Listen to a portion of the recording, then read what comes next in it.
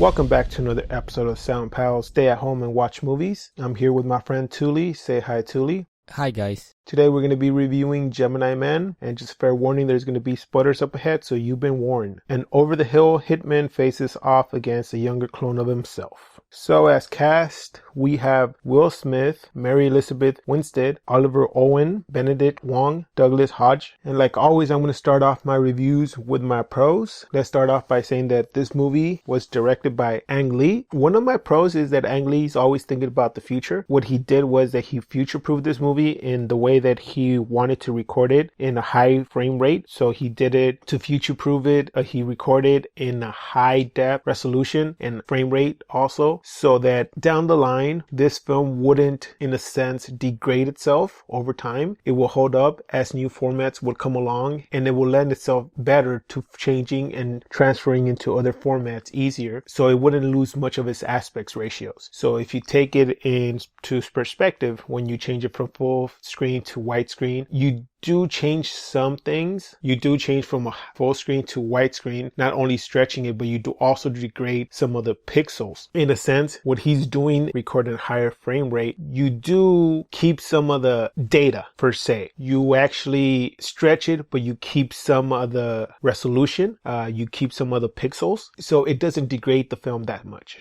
If you record it in 4K quality, it lends easier to transferring. Also, he did a 3D recording. I don't know how many formats he recorded it in, but from what I read, that he actually went overboard on his recording. He had a few cameras on set to record every scene. What he did was basically just ensure this movie for future generations. So down the line, when you see another evolution of 20-year anniversary for this film, you're going to be sure that it's going to basically be the same quality that you would be able to see in theaters. Now, when you have a budget like Ang Lee, you are 100% sure that you're going to use it to travel. So my next pro is that the locations he traveled to. We started off being in the US, but we actually went to different places around the world. I believe we went to 2 or 3. Out of those places, they were eye-catching, nice scenery, cinematographers. I'm pretty sure in the movies, they really liked it. They had fun time, I'm pretty sure, getting their shots there. Yeah, those places were really fun to actually see in the movie, especially for the color, especially in the chase scenes. Instead of going down the city,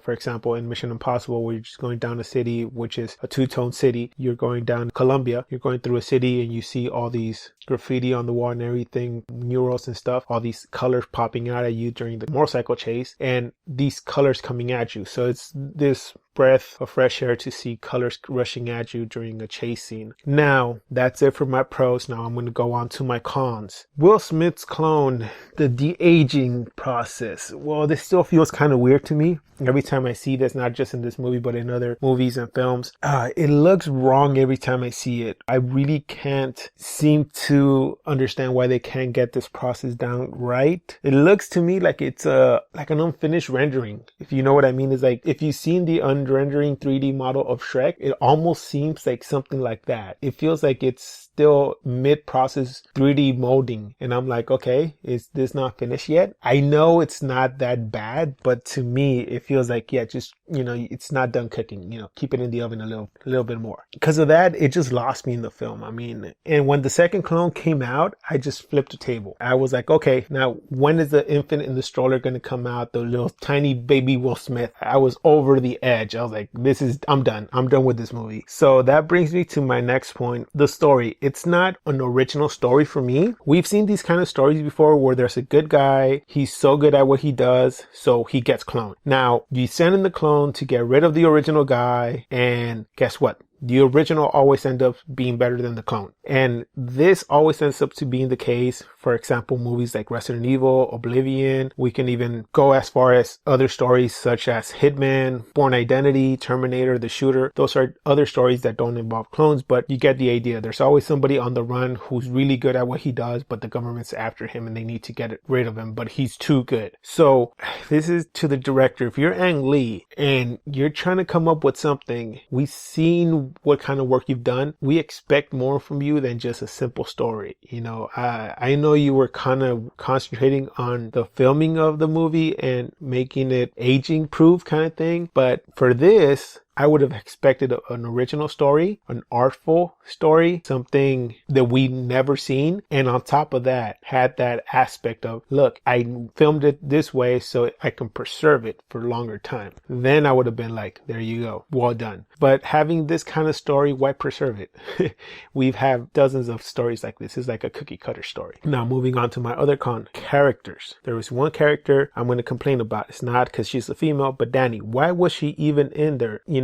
Was it because she was the love interest? I mean, it's not just because she's a female that I'm against it, is that she had one kick-ass scene and I really appreciated that. And I really appreciated that she could offer more. She had potential, but no, you just have her in there so she can be saved by Will Smith over and over and over again. And in the end, what's this whole thing about them coming together as a wannabe family thing at the end? If you really wanted to make it give an impact, why not make them team up and become a team where they go out and fight against the corrupt governments around the world, and at the same time have her teach the kid some social skills, some social interaction with other people. We can see them pass time, having a vacation or something and be like, hey, this is how you interact with girls. We see him with Will Smith hitting on some girls, while at the same time, Danny, she's on the side. We see her collecting information on some corrupt government where they're at and saying, yeah, we got the next hit. Guys, stop doing what you're doing. Come over here. And they're like, well, we were doing some, reconnaissance and, like a little joke here and there. Bring them back and say, okay, we have work to do. That's where you end the movie. So with that, I'm going to pass it on to my friend Touly and see how he saw this movie and what grade he gave the movie. One of the biggest problems that I had with this film was that a lot of the content that I feel would have gotten me slightly interested in the movie as I'm watching it and seeing how the story unfolds, how these characters' relationships sort of develops. A lot of those aspects, I feel, were revealed to me in the trailer. Unfortunately, I don't know if there's like a terminology for that sort of thing nowadays, or maybe it's just me just noticing those sort of things more readily or more easily. But I think the trailer really didn't do the movie justice in terms of revealing too much when it could have saved those content for the movie and let the audience sort of be surprised, if even, when those moments arrive. From the reveal of there being a clone, maybe the revelation of the second clone towards the end of the film was supposed to be the biggest twist of the movie, but I think just from the get-go, I didn't feel invested in the film at all. The film seems to have this aura around it where it's trying too hard to be something that it's not. I know Sal mentioned some movies, some other works that this film tries to emulate in terms of feel of, there being some sort of guy on the run and the government's after him. I felt the same way, and I just felt like these other movies, for example, the Jason Bourne series just did it way better. And the reason for that, even if the story, Gemini Man, even if it doesn't feel like it's an original work, for me, the biggest problem comes down to execution. I feel like a lot of the scenes were just there to advance the story versus there being the foundation to set up for the next scene and the next scene after that. Like the buildup wasn't there. Like it seemed like they were always trying to think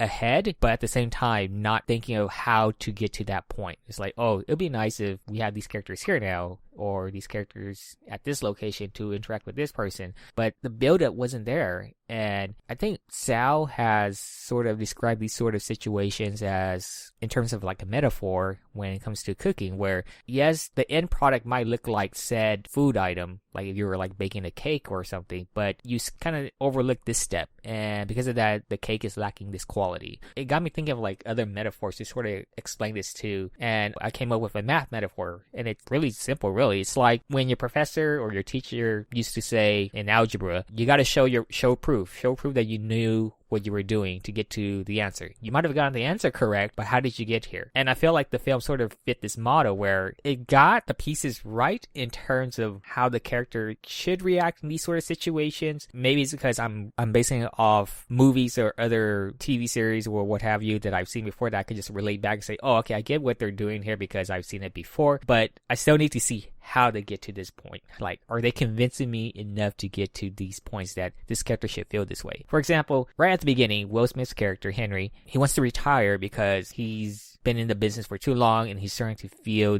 the after effects of being an assassin. And he mentions that on that last mission, if he was just off by a slight bit, he could have ended up killing a kid. Well, him saying it was fine and dandy, but what if they have told me or shown me the sort of anxiety, the sort of trauma he was going through, instead of just in one fall swoop say something like that and try to convince me that he was feeling that way? Like, show me him having a nightmare, or during the course of the week after the train scene, the sort of issues he was going through.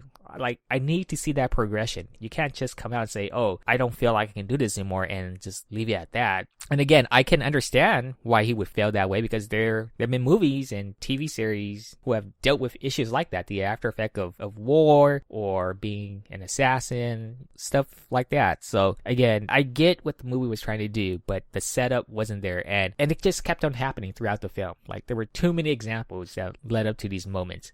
In terms of Mary Elizabeth Winstead's character, Danny, I didn't have too much problem with her being in the film, but again, her issue with alongside the other characters in the movie, the issue I had was just the build-up. Like, I knew what her role was. She was supposed to be the spy. Maybe I would have liked it more if they kind of sat on that, even though Henry, Will Smith's character that is, found out who she really was already at the beginning. Maybe she was still helping out Clay and the government somehow, but Henry just didn't know about it, because I was convinced that Henry wasn't as good at his profession as he think he was, and as other people were trying to portray, because they kind of say he was the best at what he did. For me, when they say that, I just didn't look at that as him being good at being an assassin. I was looking at it from like an overall perspective of him just being, again, that Jason Bourne sort of character, where he was just really, really good at his job, like in all areas. But for him and the other characters to not pick up that maybe there was a tracer on him, how the government was able to find him so easily, for them to not even consider the thought, things like that made me really think that maybe Henry wasn't the best. And again, the movie doesn't do that character justice by not showing me otherwise. There was definitely potential. I can always say that about films where it was severely lacking in areas. There were always potential to be better, but it's unfortunate this film just missed a whole lot of check marks down the list that would just make the film, in general, a good movie. Like, not a great movie, not an excellent movie, but just a movie where you could just pop in on a weekend if you were bored, and you can watch from start to finish without a head scratcher every other 10 to 15 minutes. Sal already mentioned the clone Junior, and I didn't feel attached to that character nor Will Smith's character's interaction with the clone, because there was, again, a lot of talking that led up to like fights that weren't even that interesting, really. Maybe the shots were okay, but the choreography, there weren't anything special. The movie made it appear to be emotional and stuff, because you see the clone crying and reacting very strongly to finding out that he might not be who he think he is, that potentially he's been lied to by his quote-unquote father, Clay. Benedict Wong's character, Baron, if anything, I feel like his character was very, very forced. The things that he was involved in, the sort of comedy that was in this film, I felt like Benedict Wong's character really reflected how flat it felt. One joke that he told towards the end of the film, when Junior was taking the crew back to where Clay was, Clay ended up calling Junior Baron. Benedict Wong's character has a line where he says, "Can I talk to him and tell him that we're BFF now?" I mean, when I heard that, that was kind of like the last straw. It's like, okay, I guess the comedy of this film just isn't good. And I don't know if they were trying at all to be good, but it was just awful. Another example is when Will Smith's character Henry was talking to Danny along the way to Hungary, and he was trying to, I'm not sure if he was trying to flirt or just make it sound like it was a romantic trip, because he felt bad about dragging Danny into this mess of a situation. And Henry was like, oh, well, I guess you get the opportunity to go to Hungary. And then Danny was asking, well, what's in Hungary? And then Will Smith's character replies, oh, they're Hungarians in Hungary. I was like, really? You could have come up with something like a pun or whatever, but that's what you came up with. So I don't know if they were trying to be funny, but if they were, it did not work. The only thing that I could say that I appreciate about the film is, just recognizing some of the actors and actresses in the film. Will Smith, I've loved him probably for his earlier works, in Independence Day. My favorite Will Smith film is actually The Pursuit of Happiness, where I thought he did a tremendous job. Mary Elizabeth Winstead, I think the first time I saw her was in Scott Pilgrim vs. the World, which is a movie that I enjoy watching as well. I mentioned Benedict Wong. His comedy style, or his presence in Doctor Strange, that I can appreciate. And I'm not sure if they were trying to incorporate that somehow, that sort of like presence in this film for his character, but again, it just didn't.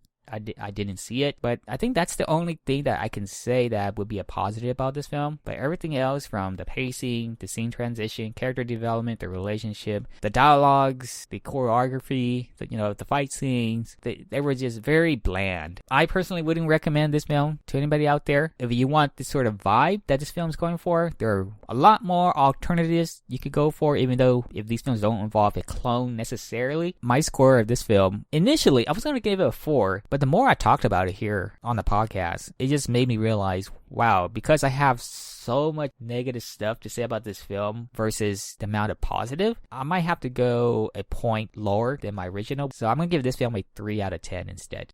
I totally agree with you. I want just to add one more thing. I wanted to see more of Will Smith's background, like when he was being trained with Clay, especially the drowning. I mean, I wanted to see that when he said that he made him tread water and then he made him die. I wanted to see that. We heard about it, maybe some of the nightmares that he would have, stuff like that. You mentioned nightmares. I wanted to see some of these nightmares that he talked to Junior about, that the nightmares at night that you would have. I wanted to see those, make me care about the characters. That didn't happen. Like you said, Henry and Junior didn't really appeal to me, I'm like, I didn't really get into the story. I wanted to know more about how they were raised, their family interaction was. I just saw one flashback when he was in the pool, and that was it. They talked about his mother, but we didn't know anything about his mother. Nothing really about this movie appealed to me. Like you said, I wouldn't recommend this movie. The cast, just the names alone stand out, but their acting in this movie, to me, it just seems like they took the role because of the director.